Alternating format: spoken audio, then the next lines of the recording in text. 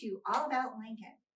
My name is Grace Tibbetts, the host of this program, and with me today I have Ashley Mitchell, who is a good friend of mine and a really exciting person that we're going to learn all about today. So Ashley, tell me, how long have you lived in Lincoln? Almost 9 years. 9 years. And you're all over the place. You do a lot of volunteer work. Can you tell us something about that?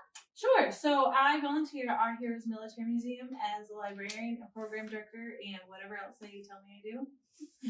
And most of it's cataloging books, planning events, and making sure all our archives are in order. And if you donated something, we can hypothetically find it and locate it for you. So what is the Our Heroes Military Museum? It's a museum right here in Lincoln that's dedicated to military in Maine and outside of Maine and memorabilia from all different eras. Wow, that's cool. Now, were you part of helping start that? Yes, so somebody from House in the Woods, Angie, put out a post on House in the Woods saying somebody wants to start a museum, call me if you're interested. And so I called, and that's how we all kind of found it and found each other and started it.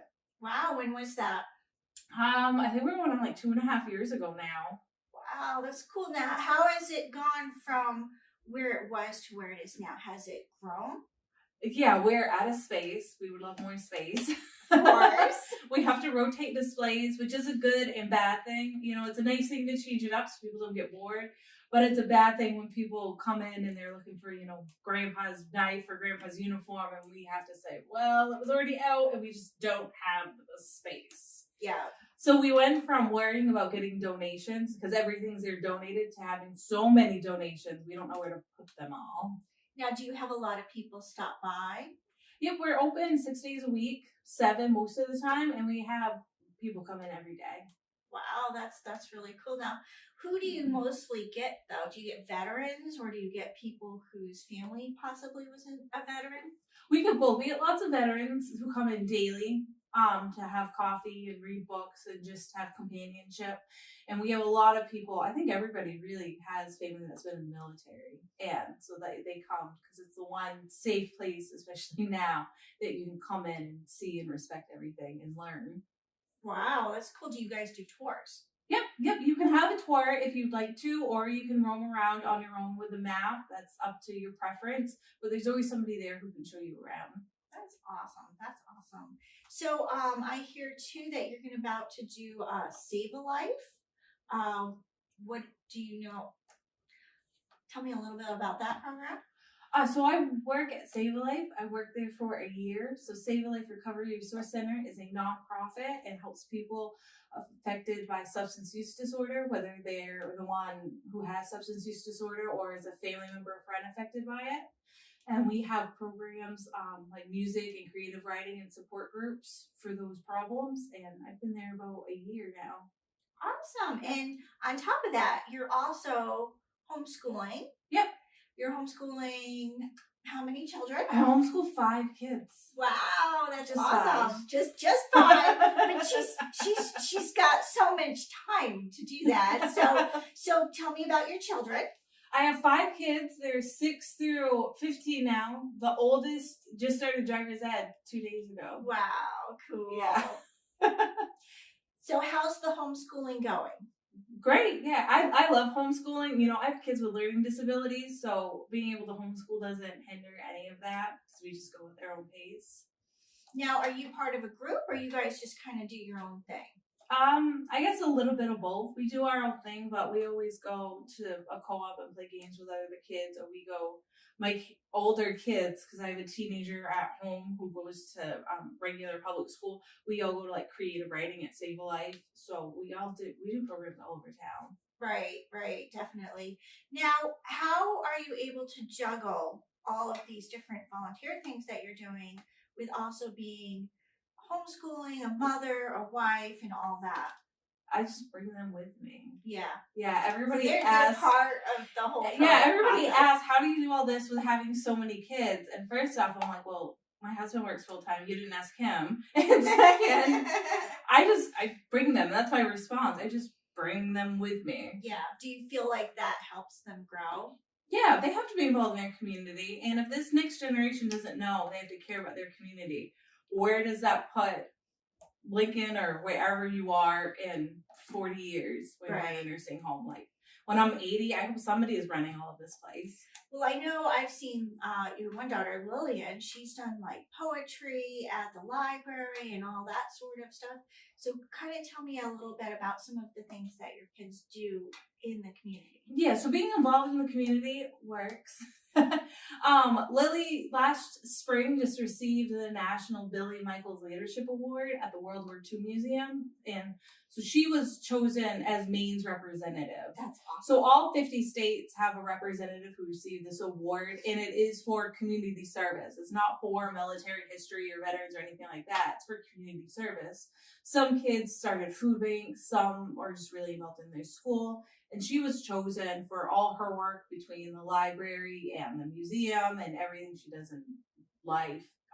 She has started her own programs at the museum. She's worked with the Maine Humanities Council to actually get a grant to bring books about women in military and books about women authors into the community. And she volunteers at the daycare community kids every week.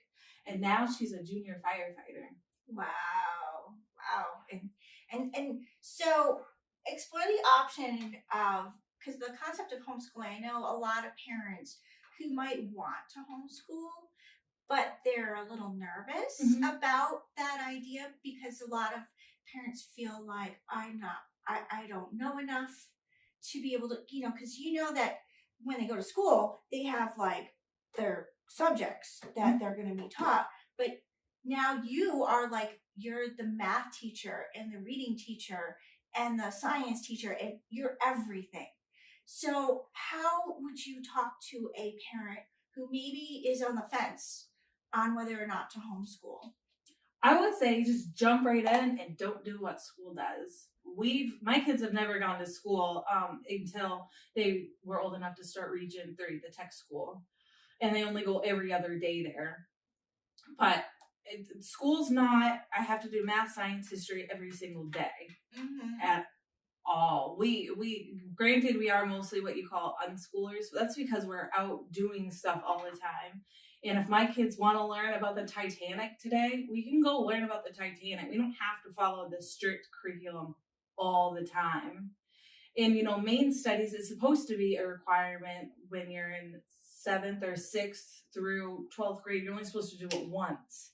You're only supposed to learn about your community once in that whole age range, where my kids are in the community learning about it, going to the historical society, helping them clean at our military museum with all these Maine veterans, learning about our actual community and what life is like. So how do you feel that once they get to that age where they're going to have to get jobs and stuff, how well prepared do you feel like they will be? Well, I don't want to get cocky, but I think they're prepared just because of my oldest. And, I have her being able to compare her to my oldest, because I'm raising my nephew who goes to school. And like she was able to write her resume because there was a job she wanted. She was able to write her resume. How old is she? 15. 15. So there's a job she wants, working at concerts. And she wrote her resume, wrote her cover letter, had her parents look it over, which first off, she asked, how many teenagers asked their parents to look over like stuff she did? Right. So I was so proud that she was just like confident really enough to say, hey, I don't know if I did this right, I need help. Yeah. And so we did, applied it, and got an answer within a day. That's awesome. And then I'm like, oh, hey, you're old enough for all the jobs here, to my nephew. Why don't you go look at them? And he's like, well, we'll see. I'm like, okay, well, they're on there. So just scroll this way. And so I do feel pretty confident, just like she's a junior firefighter. So when we did a 9/11 memorial at our Heroes Military Museum, the fire department came and she asked them if they still had this program for juniors. She went and asked and did the work. Wow. And then we went to the fire station and she went and did the tours and she went and did the application. And you have to do the town application. That's like, you have to list the references and everything. She had to do that and turn it into the town. And now she has to go to the call meetings. I don't go to the call meetings. She has to go to the monthly trainings.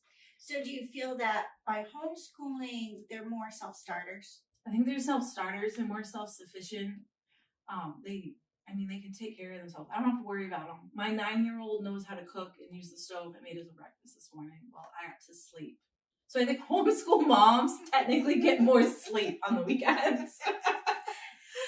So there is the question of socialization because school, they're missing out on having that relationship with all the other kids. What do you say about that idea of socialization and having other classmates from all over the community? I wish we socialized less, actually. Socialization is not sitting in a classroom with only peers your own age. Yeah. When you get older, are you only hanging out with people that are just 30 or just 40 or just 50? Yeah.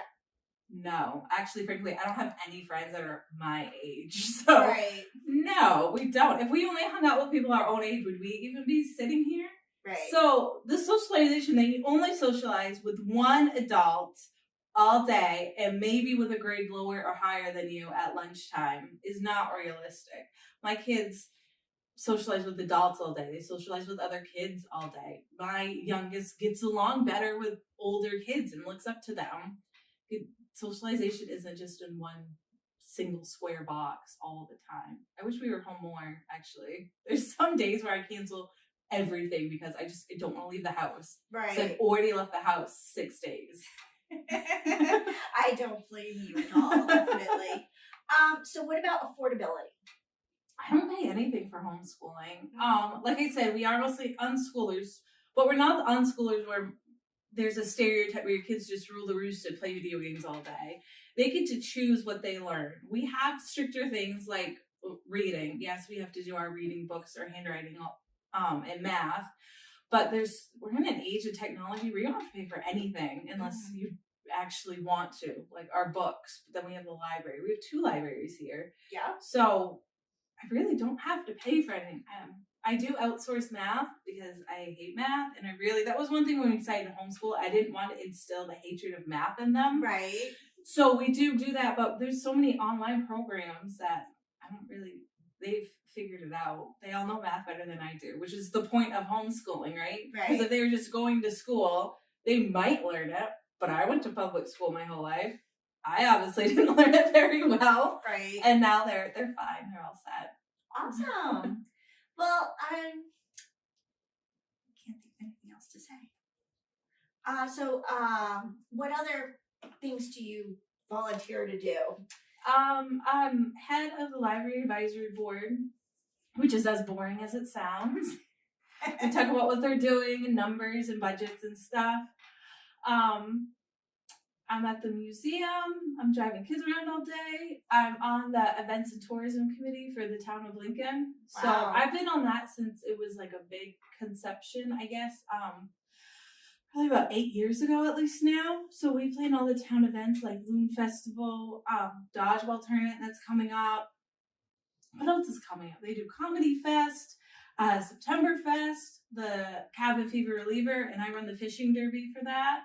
We raise money for the Brady Nickerson Foundation that helps kids sports and pediatric cancer research. We partner with an organization called Alex's Lemonade Stand, and we donate to specifically research osteosarcoma, which is bone cancer.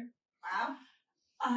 So that's a big deal. We just had our fishing derby and raised about $1,000 just here in Lincoln, which just shows how great this place is. I mean, really. Yeah. Well, I think for interviewing, I think you're probably the best pick because you're almost encapsulating what the town of Lincoln is and all its positive attributes. So thank you so much, Ashley, for coming on my podcast today. I really appreciate it. Absolutely. And, thank you so much. And thank you so much.